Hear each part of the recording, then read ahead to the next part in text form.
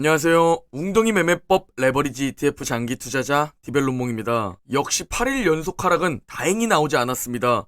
최근 7일 연속 하락으로 새로운 역사를 쓰나 싶었지만 드디어 시장은 연준 위원들의 발언에도 상승을 보여주는 상황이 되었습니다. 연준 위원들의 매파적 발언에도 증시가 상승을 보인 이유는 두 가지입니다. 먼저 첫 번째, 과매도에 따른 저가 매수세 유입입니다. 아무리 그래도 7일 연속 하락은 선 넘었다는 투자자들의 반응이 저가 매수세를 유입시켰고, 두 번째 이유가 정말 중요한 기적의 선반영입니다. 즉 현재 악재들이 어느 정도 주가에 반영된 것이라 볼 수 있죠. 즉 연준 위원들이 최근 계속 강조한 4%보다 조금 더 높은 금리와 그것을 내년까지 쭉 유지할 것이라는 스탠스를 주가의 최근 7일 연속 하락으로 어느 정도 반영시켰다는 얘기가 됩니다. 그리고 어느 정도 반영이 되니 같은 이야기를 또 해도 주가가 내려가지 않죠. 물론 기술적 반등이고 오늘 밤 파월의 매파적 발언 후 다시 한번 하락할 수 있지만 이는 기회라고 생각하고 줍줍할 겁니다. 그 이유는 뒤에서 다시 말씀드릴 거고요. 다시 돌아와서 시장은 이미 반영하고 있습니다. 50bp냐 75bp냐 갈피를 못 잡던 상황에서 결국 시장의 전망은 75bp를 선택했습니다. 그리고 최근 미친 하락으로 이를 반영했죠. 정말 많은 분들이 또 하락하는 것에 지쳐가는 것을 보면서 이제 꽤 많이 버텨냈구나, 조금만 더 버티면 되겠구나 라는 생각을 갖게 되고 있습니다. 어제 메스터 연은 총재의 발언이 있었는데 핵심 내용만 말씀드리자면 연준은 다음 주 발표될 CPI가 하락으로 나와도 저번처럼 주가 상승이 나오는 것을 원치 않는다입니다. 메스터 총재의 연설은 기존 연준 위원들의 매파적 발언과 비슷했습니다.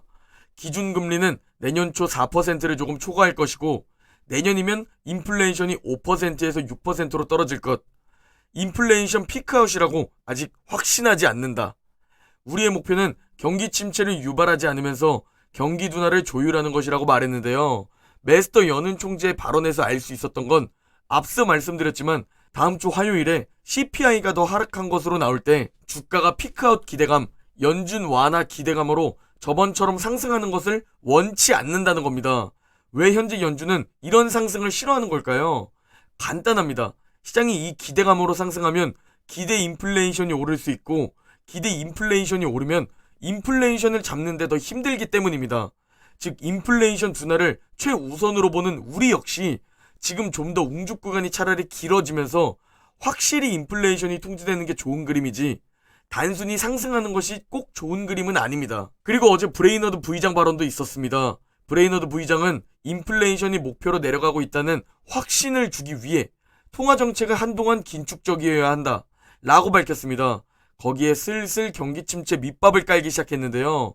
이번 긴축 사이클의 빠른 속도와 정책 효과 발생까지의 시차로 인해 과잉 긴축과 관련된 위험이 발생할 수 있다고 지적했죠. 그럼에도 즉 이를 인지하고 있음에도 과거 역사를 통해 배운다면 긴축 정책을 너무 빨리 처리하는 위험을 피하는 것이 중요하다고 말했습니다. 즉 경기 침체가 두려워서 인플레이션을 애매하게만 잡고 완화적으로 돌아서면 안 된다는 것을 말하는 거죠. 그렇기에 우리는 지금 이 긴축 구간에서 용기를 가지고 평단가를 낮추고 반등이 와서 계좌가 양전하면 다시 스스로 정해준 현금 비중까지 늘리면 되는 겁니다. 즉 다음 주 화요일 CPI 발표, 시장의 반등으로 기대 인플레이션이 오르는 것이 보기 싫은 연준은 CPI 발표, 매파적 발언으로 시장을 얼게 할 겁니다. 그리고 이는 누가 봐도 웅죽 타이밍이라는 것을 알 겁니다.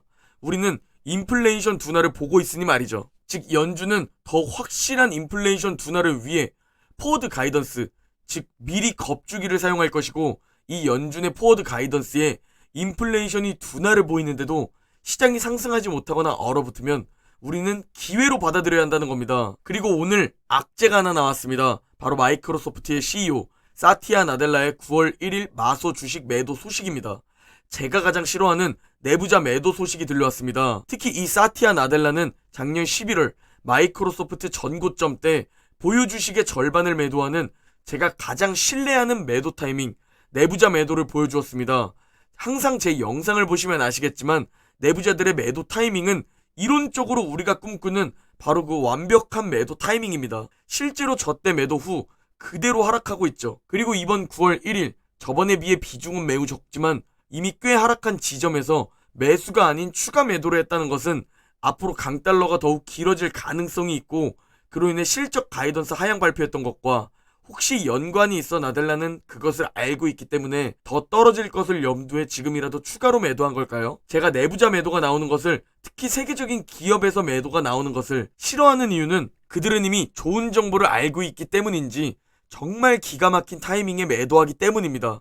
테슬라의 일론 머스크 역시 작년 11월에 제대로 된 대량 매도를 보여주었고, 그 이후 모든 투자자가 강조하는 분할 매도라는 모습을 보였는데, 하락장에서 스윙 투자를 하더라도 돈을 꽤 많이 벌었을 것 같은 기가 막힌 매도 타이밍을 보여주었다는 겁니다. 그리고 강달러의 피해가 큰 마소의 CEO가 지금 이 상황에서 매도를 한 게 최근 강달러 긴축과 관련이 있나 싶어 사실 우려스럽습니다. 그러나 이런 거 하나하나 신경 쓰면 장기 투자 어떻게 하겠습니까?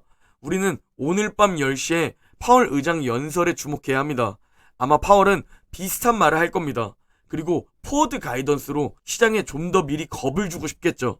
다음 주 화요일 CPI가 하락할 가능성이 높으니 말이죠. 다음 주 화요일 CPI가 하락하는데 연준의 겁주기로 시장이 얼어붙으면 웅줍 기회로 보고 있습니다. 그러나 모두 생각하는 게 다르듯이 99%와 반대로 행동해야 하는 우리는 99%의 조롱과 조언, 비난에 흔들리지 않는 강한 뚝심이 필요합니다. 그들과 똑같이 행동해선 돈을 벌 수 없다는 사실이기 때문이죠.